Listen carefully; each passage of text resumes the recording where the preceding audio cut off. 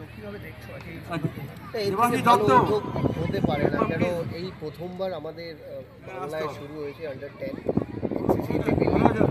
NCC baby league. আর অবশ্যই অভিনন্দন জানাবো সম্বোধন দাকে, অভিষেক ডালিয়াকে, কি ওদের পরিকল্পনা অনুযায়ী এটা নামাতে পেরেছে আর এটা সাকসেসফুল হয়েছে। কেন এত পরিমাণে গেস্টরা এসছে, বিভিন্ন অ্যাসপেক্টস অফ লাইফ থেকে এসছে, আর বিশেষ করে বিসিসিআই প্রেসিডেন্ট এসছে মিঠুনদা।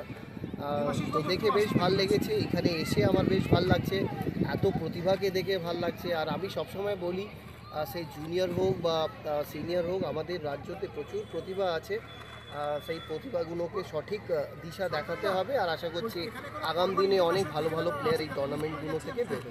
আন্ডার 13 এতদিন পর্যন্ত সিএবির অম্বরায় টুর্নামেন্ট ছিল, কিন্তু তার থেকেও বিলো লেভেলের বাচ্চাদেরকে নিয়ে এই যে এটা যে হচ্ছে টুর্নামেন্ট, এখান থেকে কি মানে সাপ্লাই লাইন তৈরি হবে আগামী দিনের জন্য?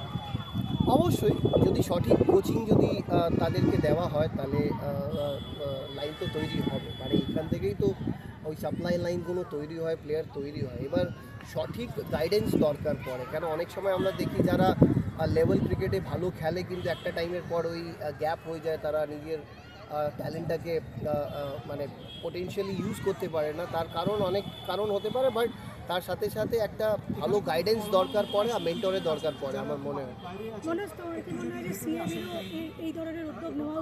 আমার মনে হয় আগাম দিন নেবেই, কেন এইটা থেকে মনে হয় একটা ক্লু নিলে যদি করায় তাহলে এর থেকে ভালো কিছু হতে পারে না। কেন তারাও তো চায় আন্ডার 10 বাচ্চারাও এসে টুর্নামেন্টসগুলো যেন খেলে আর খেলে নিজের প্রতিভাগুলো মানুষের কাছে যেন রাখতে পারে, তারাও আনন্দ পাবে আর তারা অনেক উপকৃত হবে ফিউচারে।